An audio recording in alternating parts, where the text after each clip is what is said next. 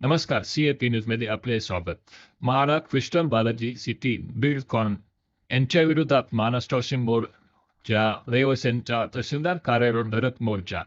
या मोर्चामध्ये अहमदनगर पालिकेचे नगरसेवक अब्दुलभाई शेख यांच्या नेतृत्वामध्ये हा मोर्चा काढण्यात आला.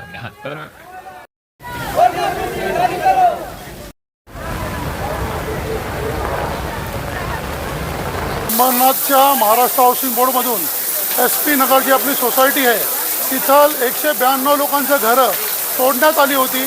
आज कितीतरी वर्ष झाले, साधारणतः 12 वर्षापासून झालेले.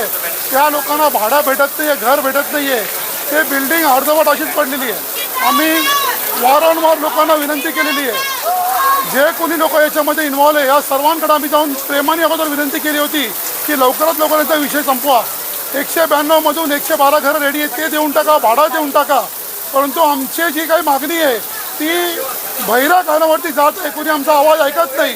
की या सर्व लोकांच्या तर्फे आज शासनापर्यंत आवाज पोहोचवण्यासाठी आणि म्हाडाचे झोपलेले अधिकारी ते झोपलेले त्या झोपेचा सोंग करतात आहे.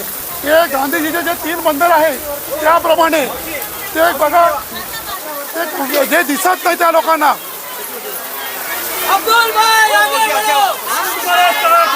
महाराजचे अधिकारी झोपेला सोंग करतात आहे. बघून पण बघत नाही, ऐकून पण ऐकत नाही आणि तोंडाने काय बोलत नाही. त्या मुख्य संघर्ष करायचा.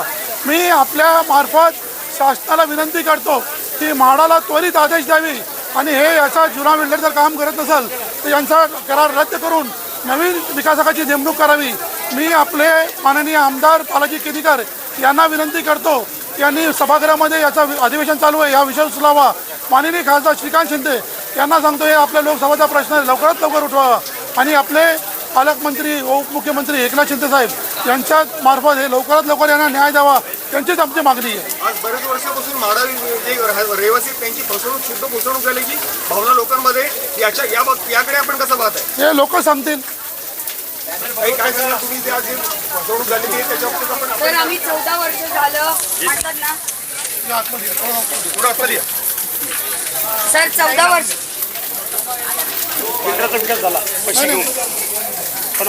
सर 14 वर्ष झालं आम्ही घरं सोडलेली आहे. रामाचा वनवास संपतो पण आमचा वनवास संपलेला नाहीये. आमच्या जीवावर बिल्डर मोठे झाले, त्यांनी पैसे कमावले, पण आम्ही गोरगरीब तसेच राहिलो. आम्हाला अंबरनाथमध्ये कोणी भाड्याचं घर देत नाही का, तर म्हणतात हे लोकांची बिल्डिंगच बनत नाहीये. आम्हाला बिल्डिंग नाही बनत आहे, आम्हाला आमचं घर पाहिजे, आमचं भाडं पाहिजे. 8 वर्षापासून आमचं भाडं राहिलेलं आहे सर. एकाचं भाडं 10-10 लाख रुपये राहिलेलं आहे.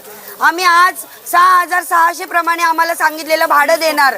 प्रत्येक 10 वर्षाला भाडं 10% वाढेल, पण सर 1 रुपया सुद्धा वाढला नाही. आणि जे भाडं आमचं होतं ते सुद्धा आम्हाला मिळालेलं नाहीये.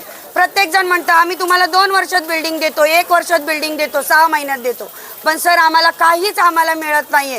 कितीतरी लोक हे आजी आहेत, स्वतः कमवून त्यांना हे करावं लागतं. भाडं भरतात, कमवायला काय करतात, झाडू मारायला जातात, त्याच्यावर ते करतात. कितीतरी महिला अशा आहेत की ज्यांना स्वतःचं काहीच नाही. इथं अंबरनाथ सोडून लोक गेले का, तर इकडे आम्हाला भाडं भरायला होत नाही. किती आम्ही केवढ्या कष्टात, आम्ही म्हाडाला आणि बिल्डरला आमचं एवढंच सांगणं आहे की आम्हाला आमचं घर द्या आणि भाडं द्या. आम्हाला खूप आमचं हक्काचं घर आहे, आम्ही भीक नाही मागत आहे, आमचं हक्काचं घर आहे.